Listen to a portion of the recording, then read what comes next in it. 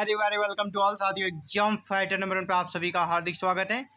JTET exam 2024 के classes में आप सभी का ग्रांड वेलकम है, जहां पे हम लोग बाल विकास और शिक्षण शास्त्र, जी हाँ, CDP लेवल 1 और लेवल 2 यानी 1 to 5 और 6 to 8 दोनों के लिए ही इंपॉर्टेंट रहने वाले एक सेशन को कवर कर रहे हैं। और एक प्रैक्टिस सेट कम लेक्चर आप सभी के लिए अवेलेबल रहेगा, जहाँ पे हम लोग प्रैक्टिस सेट भी सॉल्व करेंगे और साथ ही साथ डिटेल डिस्कशन भी होगा। तो चलिए, किस प्रकार परीक्षा में प्रश्न आएंगे वो भी आप देखें। यहाँ पर देखिए, परीक्षा में ऐसे आता है प्रश्न। चलिए स्टार्ट करते हैं क्लासेस को। पहला प्रश्न आप सभी के लिए, संज्ञानात्मक क्षेत्र का सही क्रम। संज्ञानात्मक क्षेत्र का सही क्रम क्या है, जो कि आपका ब्लूम के द्वारा जो सिद्धांत उन्होंने दिया था संज्ञानात्मक क्षेत्र का, उनके सेंस में आपसे इसका सही क्रम पूछा जा रहा है। क्या होगा? मूल्यांकन, अनुप्रयोग, विश्लेषण, संश्लेषण, अवबोध, ज्ञान। दूसरा है मूल्यांकन, संश्लेषण, विश्लेषण, अनुप्रयोग, अवबोध, ज्ञान। तीसरा है ज्ञान, अनुप्रयोग, अवबोध, विश्लेषण, संश्लेषण और मूल्यांकन। चौथा है आपका डी नंबर, ज्ञान, अवबोध, अनुप्रयोग, विश्लेषण, संश्लेषण, मूल्यांकन। तो जी हाँ, आपको उनका सही क्रम अगर याद है तो ही आंसर कर पाएंगे, वरना आप नहीं कर पाएंगे। तो चलिए, आपका ऑप्शन डी ऐसे राइट आंसर हो रहा है। और क्यों ऑप्शन डी आपका राइट आंसर हो रहा है, इसके लिए आपको चलो ब्लूम के उस सिद्धांत पे चलते हैं हम लोग। ये आप सभी के लिए डिटेल्स हैं। यह प्रणाली जो है ना, सरल से जटिल, यह जो प्रणाली है किधर जाती है? सरल से जटिल तथा मूर्त से अमूर्त की ओर है। ब्लूम द्वारा संज्ञानात्मक क्षेत्र को 6 स्तरों में वर्गीकृत किया गया है। कितने स्तरों में? 6 स्तरों में। आपसे प्रश्न ये भी आ सकता है, ब्लूम के द्वारा संज्ञानात्मक क्षेत्र को कितने स्तरों में बांटा गया है? तो 6 स्तरों में बांटा गया है। कौन से 6 स्तर हैं आप उनको देख पा रहे होंगे। यहाँ पर ये जो बना हुआ आपका ट्रायंगल, इसी के माध्यम से आप समझिए। सबसे पहले आपका क्या है? ज्ञान। इसके बाद अवबोधन या समझबूझ, उसको कह सकते हैं अनुप्रयोग, विश्लेषण, संश्लेषण और मूल्यांकन। तो यानी ये से यहाँ से 1 नंबर शुरू होगा और ये आपका लास्ट 6 नंबर तक। तो इसी सीरीज में ऑप्शन नंबर डी आपका है, आप देख लें। ज्ञान, अवबोधन, अनुप्रयोग, विश्लेषण, संश्लेषण और मूल्यांकन सबसे लास्ट में है। तो डी नंबर पे हम लोग चलते हैं। डी नंबर देखिए, ऑप्शन वही है ना, ज्ञान, अवबोध, अनुप्रयोग, विश्लेषण, संश्लेषण और मूल्यांकन। इसलिए आपका राइट आंसर क्या होगा? डी।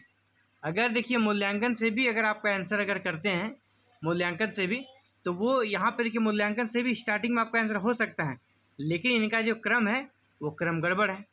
तो क्रम आप ऊपर से और नीचे से दोनों से ही आंसर होगा, लेकिन आप वो सीरीज में लगातार सीक्वेंस में होना चाहिए, जो कि आपका नहीं था। इसीलिए हम लोग ऑप्शन डी की ओर चले। अगला प्रश्न आप सभी के लिए, ये ऑपरेशन ब्लैक बोर्ड का उद्देश्य है। ऑपरेशन ब्लैक बोर्ड जो चलाया गया है, इसका क्या उद्देश्य है? सभी प्राथमिक विद्यालयों में शिक्षकों की नियुक्ति। दूसरा, शिक्षण में ब्लैक बोर्ड का उपयोग करना, भौतिक सुविधाएं प्रदान करना, या प्राथमिक शिक्षा का सार्वभौमिकरण। क्या होगा राइट आंसर? राइट आंसर क्या हो जाएगा आपका?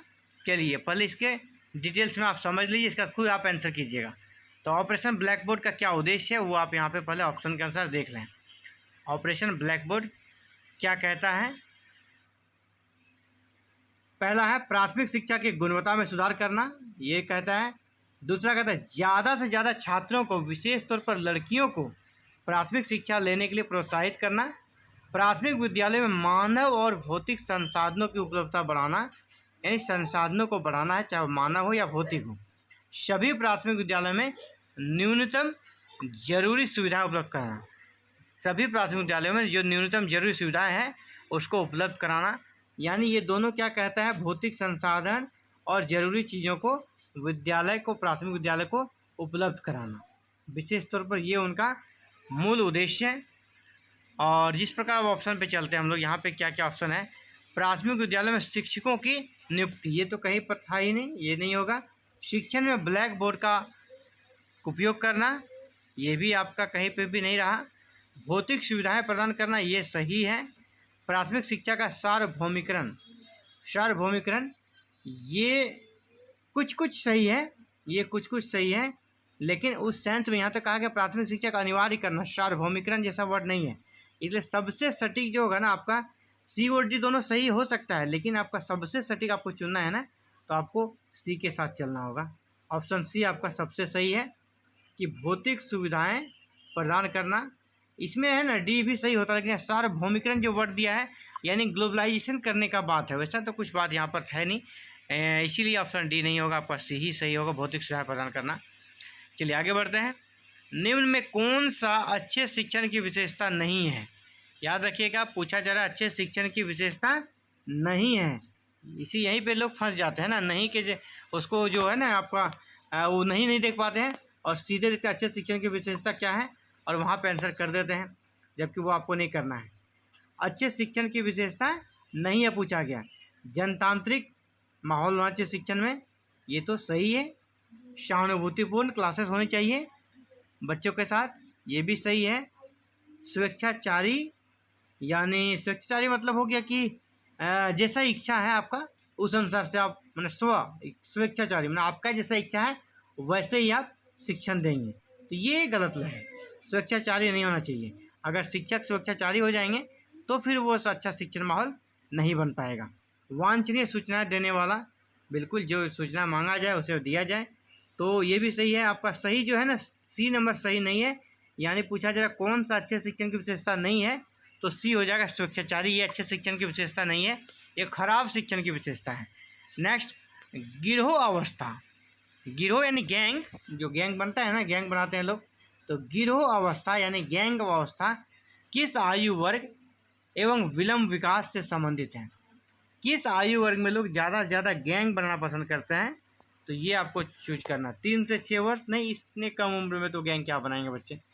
8 से 10 वर्ष एवं समाजीकरण, 16 से 19 वर्ष एवं नैतिकता, 16 से 19 वर्ष एवं संज्ञानात्मकता। तो गैंग वाला जो एज होता है ना, गिरोह वाला और समाजीकरण वाला, वो आपका 8 से 10 साल में ही हो जाता है। 8 से 10 साल आपका सही आंसर रहेगा।